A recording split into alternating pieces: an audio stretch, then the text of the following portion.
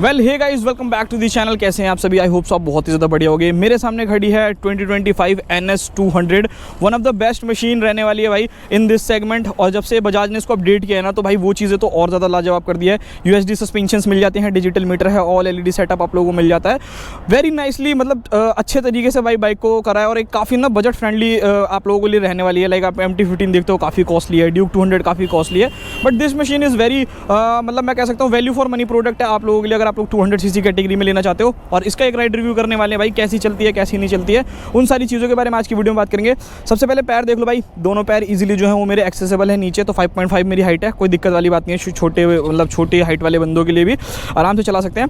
और चलते हैं, और चलने के बाद आपको बताते हैं कि कैसी ये चलने वाली है और कैसी नहीं चलने वाली।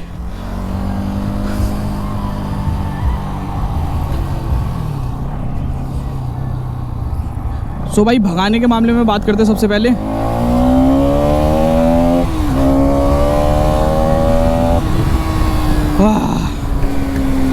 स्वाद बांध देगी भाई भागने के मामले में, ये बाइक स्वाद है लिटरली भाई। ये देखो ना, 3rd गियर पे है, ऐसे पंप मार रही है पंप।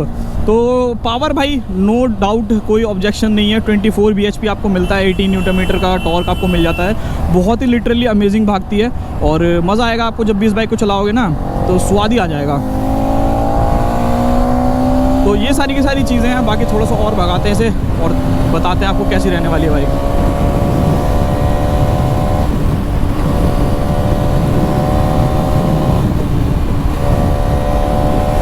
113 कब चली गई कुछ पता नहीं है भाई, कुछ पता नहीं है। सो यहाँ पर ये चीज़ है। अब मैंने जो सबसे मतलब पहली चीज़ भाई भगा के तो आपको बता दी। जो नेक्स्ट चीज़ मैंने नोटिस करी इस क्या कहते हैं बाइक में, वो रहने वाली है वाइब्रेशंस। इस बाइक में अगर आप लोग जैसे 6ठा गियर मैंने लगा रखा है, अभी 4000 RPM चल रहा हूँ, तो ठीक ठाक सी वाइब्रेशन है, ज़्यादा नहीं है। बट जैसे ही मैं इसको थोड़ा सा आगे मतलब पुल करने की कोशिश करूँगा या थोड़े से लोअर गियर में खींचूंगा, तो उस कंडीशन में क्या है ना, वाइब्रेशंस आपको फुट पैक्स पे हैंडल पे थोड़ा बहुत फील होने वाली है। तो ये चीज़ें देख लेना। बाकी ये नया वाला मीटर है भाई, मुझे पर्सनली उतना पसंद नहीं है, पुराना वाला ही ज़्यादा पसंद था। बट वही है ना कि लोगों की डिमांड है, तो भाई बजाज को कुछ ना कुछ तो करना ही पड़ेगा, तो उस वजह से चेंज कर रखा है। आप लोग बताना आपकी क्या ओपिनियन है। ये वाला तो मुझे पर्सनली उतना पसंद नहीं है। NS 400 का अच्छा है वैसे, बट हाँ भाई ये प्राइस थोड़ा सा ज़्यादा हो जाता है, तो वो चीज़ें हैं। ठीक है, अब बात करते हैं भाई इसकी बाकी चीज़ों के बारे में। अब भाई जैसे देखो, मैंने बताया आपको कि पावर के मामले में ये बहुत बहुत बहुत बढ़िया भागती है। लाइक गोली की तरह ऐसे ना रॉकेट होकर के चलती है। तो इसके जो ब्रेकिंग सिस्टम है भाई, मतलब मैं ऐसे हल्का सा ब्रेक मार दूँ ना, फ्रंट वाला यूज़ कर लूँ भाई, इतनी प्यारी बाइट है, इतनी प्यारी बाइट है। ग्रेमिका के ब्रेक सिस्टम आते हैं इसमें और वही वो सारी चीज़ें, मगर भाई ब्रेक इतनी प्यारी है ना कि आप जब इसको ब्रेक को यूज़ करोगे ना, तो आपको ऐसा लगेगा कि हाँ भाई ब्रेकिंग भी बहुत ज़्यादा सॉलिड है। जिस हिसाब से बाइक भाग रही है उसी हिसाब से स्टॉपिंग पावर भी जो है वो बहुत बढ़िया है। पीछे का कहूँ तो देखो, पीछे का ओके है। लाइक आप पुश करते हो तो बाइक जो है वो नॉर्मली, अगर देखो MT-15 से कंपेयर करोगे तब तो उसके हिसाब से इसमें ज़्यादा लगेगी कि चलो पीछे की भी ब्रेक जो है ज़्यादा अच्छी है। बट वैसे अगर मैं नॉर्मली बताऊँ कि 200cc के कैटेगरी में या ऐसे मोस्टली ऑफ द टाइम जितनी भी स्पोर्ट्स बाइक आती हैं, तो उनके ना ब्रेक मुझे पर्सनली पीछे वाले उतने पसंद नहीं है। आगे के बढ़िया होते हैं, पीछे के उतने अच्छे नहीं होते। तो वो चीज़ें आप लोग देख लेना। कंफर्ट के बारे में बात करता हूँ, सीट कंफर्ट के बारे में बहुत बढ़िया है भाई। राइडर की सीट बहुत ओके रिपोर्ट है, काफ़ी देर से चला रहा हूँ बाइक, तो ऐसा कोई दर्द वर्द होना या कुछ भी ऐसा कि मतलब इरिटेट हो रहा हूँ या तखत जैसा है, ऐसा कुछ भी नहीं है भाई। बहुत अच्छा जो है क्या कहते हैं आपको फीडबैक मिलने वाला है। पिलियन का देखो डिपेंड करता है। मेरे को अगर ऐसा पिलियन बिठा करके पीछे वाली सीट पे लेकर के चलो कितना ही लंबा, तो मैं मुझे लगता था कि मैं झेल लूँगा कि हाँ चल ठीक है, बैठा हुआ हूँ, कोई दिक्कत नहीं है। बाकी नॉर्मल जो कोई बंदा नया हो ना, राइडर ना हो, तो उसको मैं कह नहीं सकता। थोड़ा सा मे भी शायद हो सकता है कि उसके लिए कॉम्प्लिकेटेड हो। बाकी यहाँ पर अब भाई थोड़ा सा सस्पेंशन का भी फीडबैक लेते हैं। जैसे अब यहाँ से मैं उछला, अब इस बाइक के अंदर पहले टेलीस्कोपिक आते थे, तो टेलीस्कोपिक को हटा करके इन लोगों ने कर दिया भाई इसके अंदर USD सस्पेंशन। अब ये USD सस्पेंशन ना मुझे पर्सनली उतने पसंद नहीं है। मतलब ये क्या है ना कि बस एक USD नाम के दे रखे हैं, बट काम थोड़ा सा ना टेलीस्कोपिक वाला ही करते हैं भाई। झटका आपको महसूस होगा ही होगा। तो वो चीज़ें हैं। बस हाँ ये है कि टेलीस्कोपिक के मुकाबले बेटर हैं, बट वैसे USD वाला वो काम नहीं करते जैसे एक एक्चुअल USD सस्पेंशन काम करता है। और पीछे के सस्पेंशन के बारे में बात करूँ तो अगर आप ऐसा पिलियन इस बाइक के ऊपर चल रहे हो, तो भाई उसमें ना आपको लगेगा झटका बढ़िया वाला, धट देनी ना, कमर पे आपको चोट लगेगी। वैसे नॉर्मली अगर बंदा राइडर अगर चला रहा है तो उसको ऐसा कोई दिक्कत जो है वो फेस करने को नहीं मिलेगी, वो आराम से जो है निकल जाएगा, कोई दिक्कत वाली बात नहीं है। बाकी भाई इसकी ब्रेक भाई क्या मस्त ब्रेक है। हल्की सी ब्रेक मारते से पूरी गाड़ी रुक रही है भाई, पूरी गाड़ी रुक रही है। तो ये चीज़ें हैं। और उसी के साथ अगर मैं नेक्स्ट चीज़ के बारे में बात करता हूँ इस बाइक के गियर बॉक्स और क्लच के बारे में कि वो कैसा है, तो क्लच इज़ मतलब स्लीपर क्लच नहीं है बाइक के अंदर, बट इतना प्यारा काम करती है भाई, इतना मतलब एक उंगली से ऐसे करके मैं दबा सकता हूँ, इतनी ज़्यादा प्यारे जो है क्या कहते हैं इसका क्लच रहने वाला है। बाकी गियर बॉक्स के बारे में बात करूँ तो गियर बॉक्स ऐसा है भाई, एक क्लिक वाला जो साउंड है ना वो आप लोगों को डेफिनेटली इस बाइक के अंदर मिलता रहेगा। जब भी आप गियर शिफ्ट करोगे ना, टक टक डाउन करोगे तब आपको महसूस होगा, और जब आप करोगे तो ठीक है, मुझे ऐसा मतलब कोई दिक्कत नहीं लगता है कि बहुत ज़्यादा हार्डर है, हल्का सा लगेगा आप लोगों को स्टार्टिंग में, बट जब यूज टू हो जाओगे तो आपको इतना कुछ खास जो है वाइब्रेशन का भी पता नहीं चलेगा, बाकी चीज़ों का भी नहीं पता चलेगा।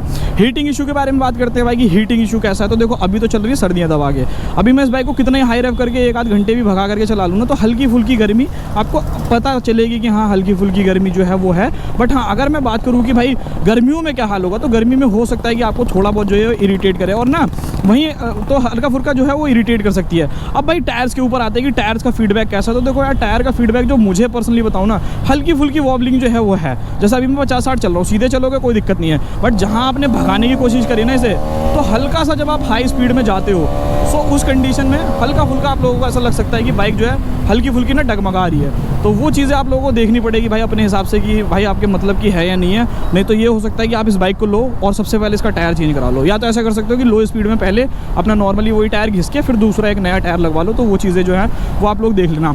बाकी एज बात करूँ कि लाइक बाइक के वेट के बारे में, तो आई थिंक 159 kg के अराउंड ये वेट करती है। अब यहाँ पर क्या सीन है कि अगर आप लोग इस बाइक को से नॉर्मली खड़ा करके आगे पीछे करोगे तब वो भारी लगेगी, बट जब आप इसको एक्चुअल में चलाने लगोगे, जैसे मैं अभी चला रहा हूँ, तो ऐसा कुछ भी खास भाई ऐसा पता ही नहीं लगेगा कि क्या कहते हैं बाइक जो है वो भारी है या फिर ऐसा कुछ भी, तो बहुत नॉर्मली रहने वाली है। तो वो चीज़ें हैं। बाकी थोड़े बहुत फीचर्स तो इन्होंने डाल दिए हैं, ऑल LED सेटअप कर दिया है, लाइट्स भी जो है वो ठीक ठाक है, LED indicator, LED tail light है, USB चार्जर आप लोगों को मिल जाता है। तो वो सारी चीज़ें हैं। माइलेज वाइलेज के बारे में बात करूँ तो लगभग वही 30-35, बल्कि इससे ना थोड़ा सा 38-40 का भी एवरेज लोग निकाल ले रहे हैं अगर आप नॉर्मली सही से चलाओगे ना, तो वो सारी चीज़ें। बाकी ये गाड़ी 8000 किलोमीटर चल चुकी है भाई, तो वो सारी चीज़ें हैं कि बढ़िया है, कोई दिक्कत नहीं है। सौदा आप लोगों का बहुत बेहतर रहने वाला है। भाग क्या प्यारी रही है यार, तो भागने के मामले में तो कोई दिक्कत वाली बात जो है वो नहीं है। अब भाई मेन क्वेश्चन आता है कि भाई किन लोगों को ये बाइक लेनी चाहिए, किन के पर्पस की रहने वाली है। NS 200 लें, MT-15 लें, ड्यूक 200 लें, तो सारी की सारी ओवरऑल बताता हूँ। सबसे पहले आप लोगों को क्या कहते हैं MT-15 का क्लियर करता हूँ। सो MT-15 इज़ अ बाइक जो आपको 155 सीसी में मिलती है, बट वो कॉस्ट में बहुत ज़्यादा पड़ेगी। मतलब अगर आपका बजट है आप ले लो, कोई दिक्कत नहीं है, बट अगर आपको चाहिए कि नहीं यार मुझे एक वैल्यू फॉर मनी प्रोडक्ट चाहिए 200 सीसी में नेकेड बाइक में, तो आप लोगों के लिए ये बाइक बेस्ट रहने वाली है। सेकंड चीज़, अगर आप MT से कंपेयर करते हो इस बाइक को, तो उसके मुकाबले इसकी ब्रेकिंग बहुत लाजवाब रहने वाली भाई, बहुत ही ज़्यादा लाजवाब। मतलब ग्रेमिका के भले ही कंपनी के आप लोगों को ब्रेकिंग सिस्टम ना मिलता हो, बट उसके बावजूद भी भाई यहाँ पर अगर आप देखोगे ना तो बहुत अच्छी बाइक है। मतलब हल्का सा ब्रेक दबाते ही पूरी बाइक रुकने को जो है वो राज़ी हो जाती है। नेक्स्ट चीज़ आती है पावर। भाई MT में जो आप लोगों को 18 bhp मिलता है ना, उसना तो इसका टॉर्क है। तो भाई आप लोग खुद ही समझ जाओ कि वो ये डेफिनेटली मशीन जो है वो काफ़ी पावरफुल रहने वाली है उसके मुकाबले। 2 बंदे बैठ करके चलो, सिंगल चलो, कोई पावर की कोई कमी नहीं लगनी है। देखो ना, ये देखो उछलने को राजी है भाई। तो ये चीज़ है।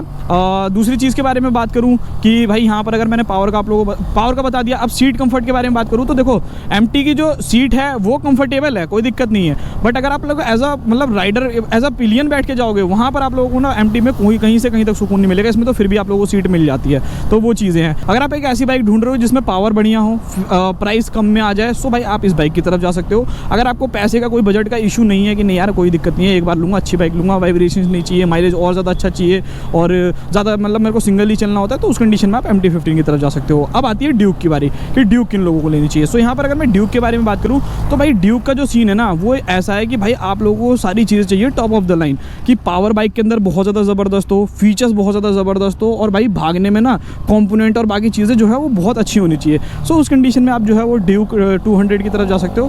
बाकी तो यही है भाई, बाकी भागने में तो ये भी कहीं से कहीं तक कम नहीं है भाई। गोली होती है गोली, मुझे पर्सनली इसकी साउंड ना बहुत पसंद है भाई, बहुत ही ज़्यादा। तो ये सारी की सारी चीज़ें हैं जो कि बहुत ही ज़्यादा लाजवाब है इस बाइक की भाई, मज़ा सही आ जाता है। सो भाई ये था पूरा का पूरा राइड रिव्यू। आई होप आप लोगों को वीडियो पसंद आई होगी।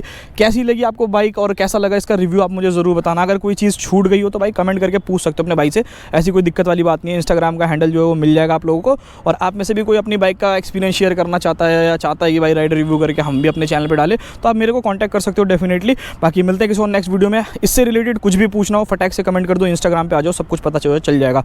तो तब तक के लिए बाय बाय।